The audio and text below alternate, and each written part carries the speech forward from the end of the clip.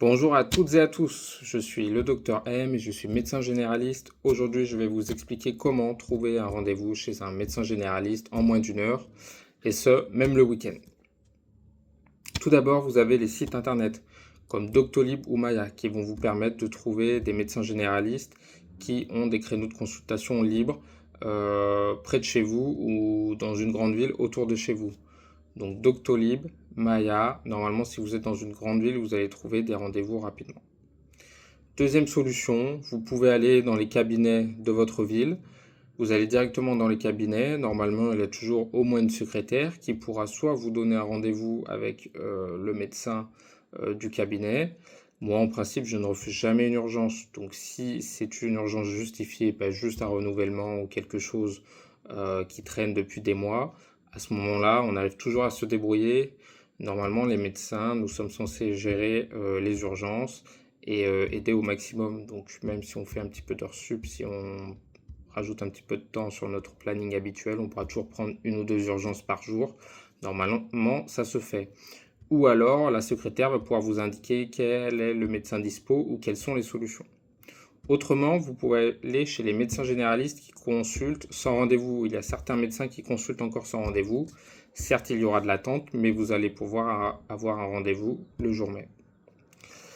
Ensuite, en cas de consultation, par exemple le soir, ou alors si vous avez du mal à vous déplacer, une grosse gastro, ou plutôt si vous avez un arrêt de travail à faire le soir, vous pouvez faire une téléconsultation. Il y a de nombreux sites de téléconsultation. Donc je ne vais pas en donner en particulier pour ne pas faire de pub, mais vous pouvez, il y a deux ou trois sites de téléconsultation, vous aurez toujours accès à un médecin du matin au soir, même les week-ends. C'est surtout pratique quand vous avez besoin d'un arrêt de travail le jour même, puisque nous, les médecins, n'avons pas le droit d'antidater les arrêts de travail, c'est-à-dire de faire un arrêt un ou deux ou trois jours avant le jour de la consultation.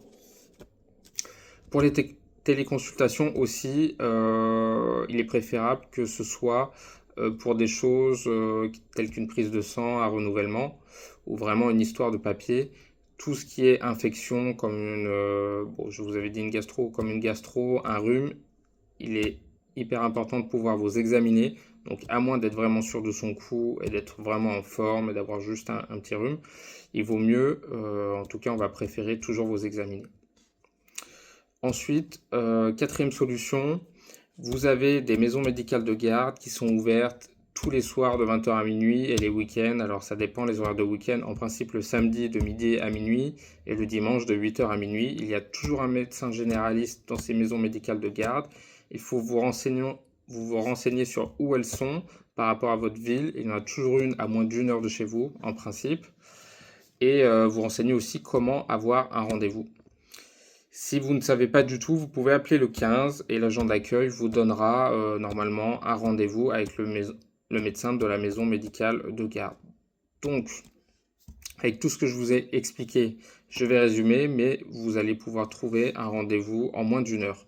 Que ce soit les sites internet, Doctolib, Maya, allez directement dans un cabinet, peut-être qu'ils vous prendront en urgence ou vous donneront une solution. Les médecins qui consultent sans rendez-vous. Pourquoi pas l'été les consultations en cas de papier ou si vraiment vous êtes en forme, si ça ne nécessite pas d'examen médical, même si la plupart du temps on aime mieux vous examiner. Et cinquièmement, la maison médicale de garde. Si vous ne la connaissez pas, appelez le 15 et ils pourront vous transmettre. Évidemment, ne surtout pas aller aux urgences si ce n'est pas une urgence vitale. Et voilà, je pense vous avoir bien aiguillé. Je vous remercie pour votre attention et je vous souhaite une bonne journée.